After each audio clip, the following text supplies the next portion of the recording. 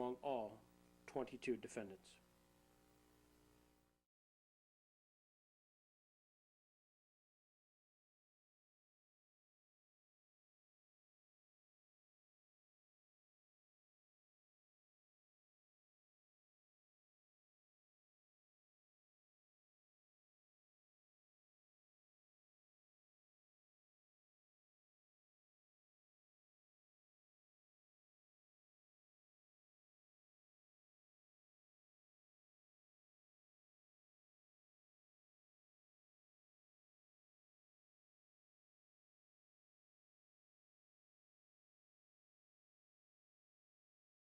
Henry King first met Albert Speer, one of the major defendants of the Nuremberg trials, at the Nuremberg prison in the late summer of 1946. King was interrogating Speer in connection with his role as the chairman of the Central Planning Board, the body that had supreme authority for the scheduling of German production and the allocation and development of raw materials. Great defendants, as far as what your thoughts about them were. Did you think some of them were maybe got off too lightly? Maybe some were hung who should have been tossed in prison? Any thoughts along those lines? Yes. Okay. Goering was an unrestricted Nazi. I mean, unreconstructed, yeah. He was, he thought Hitler was the greatest man that ever lived. He thought that the day would come when the Nazis would come back. That's one. Hess, I thought, was a non-entity at Nuremberg. He didn't play any role in it. You had the whiners like Keitel said, well, Hitler told me to do it. But that's what makes Hitler possible. Jodl said he was carrying out orders. But these were political generals as well as military generals, and they attended all the big planning conferences where Hitler was saying, I'm going to declare war against Poland regardless of provocation. I shall give a propagandistic cause for the war. Kaltenbrunner was would fit into any execution squad in the world. I mean, he's head of the Gestapo. He had a big scar on his face. He's the man who denied his signature. Frank was the head of the Munich, of the Bavarian Bar Association. He was Hitler's lawyer. But he was consumed with ambition, and he lost sense of humanity. In other words, there's no, all he was thinking of was crawling up the ladder, and he had a lot of internal fights with Himmler's people. Frank's a sad story. He gave us 42 volumes of diaries, and then we read them into the record against him, and he was hung as a result. Ribbentrop was a weak sister, just a champagne salesman, and Hitler wanted a weak sister in the foreign ministry. Pretty shabby for a foreign minister for a country of the size and scope of Germany. Sauckel was a Gauleiter from Thuringia, and he was a tough guy. He'd been on submarines, I believe, out in the North Atlantic.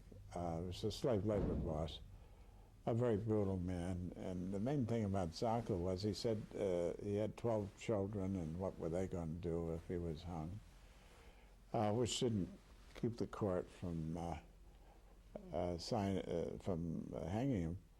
Sauckel blamed it all to Speer, and said that Speer should take the responsibility. Frick was Minister of Interior.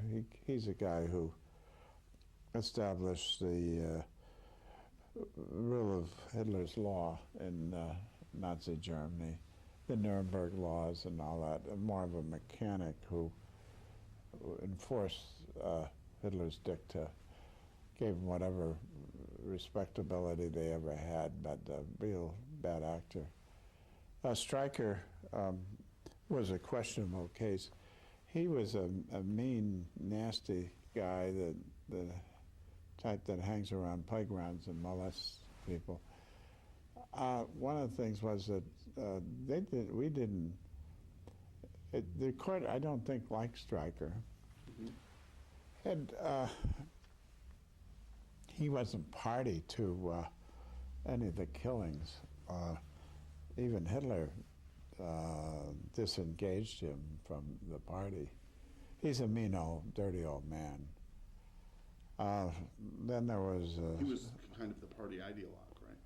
Well, he was for early on, but then Hitler he didn't like Stryker because he didn't have any class or anything. He's just a vulgar old man. But Die Stürmer, which is the Nuremberg newspaper. Then you had Seyss-Inquart, who was the Governor General of Holland, Netherlands. And of course, he got nailed with all the crimes that they committed. He was an Austrian lawyer. Got nailed with all the crimes that the Nazis committed in Holland. He's the one who carried him out. He got the death sentence. Funk was a weak old man. He's the one who took the gold teeth from the dead as collateral for the Reichsbank, and Jackson called it the strangest collateral in history.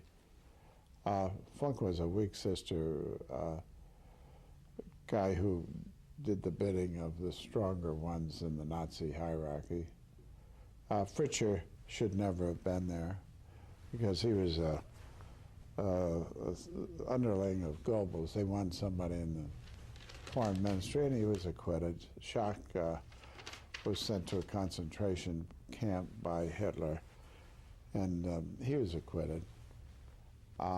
He was in a concentration camp, I believe, at the end of the war.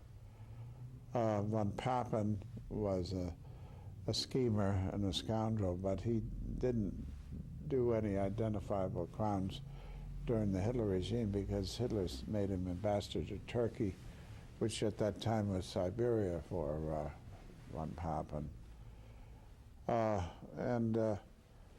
Then, of course, you had Albert Speer, who was the one who said, I did it, I'm responsible. And the court liked that because he's the only one who said, Hitler's not here, I'm the one. So you have to keep in mind the court were human beings, they had feeling, and everybody else is in denial, and here's this guy who said, wow, I'm the one. And he had on a very close vote, he was given 20 years. Dönitz was an unreconstructed Nazi. The problem was that he was Hitler's successor. The problem we had was that Admiral Nimitz gave an affidavit saying that we had done some of the things that we're trying Dönitz on, but there were other things that we didn't do. Also, it's unlikely that any prosecution would ever let, or any court would ever let Dönitz off, who was the successor to Hitler. He's a real Nazi when I was there. Rader was the commander of the Nazi Navy. He sat in on some planning meetings and paid with a life sentence for that, where they planned the war. The meetings of November 3rd, November 1937, November 4th, and May 22nd, 1939, August 23rd, 1939. He sat in on all those meetings and listened to Hitler plan the war and all that, so we convicted him.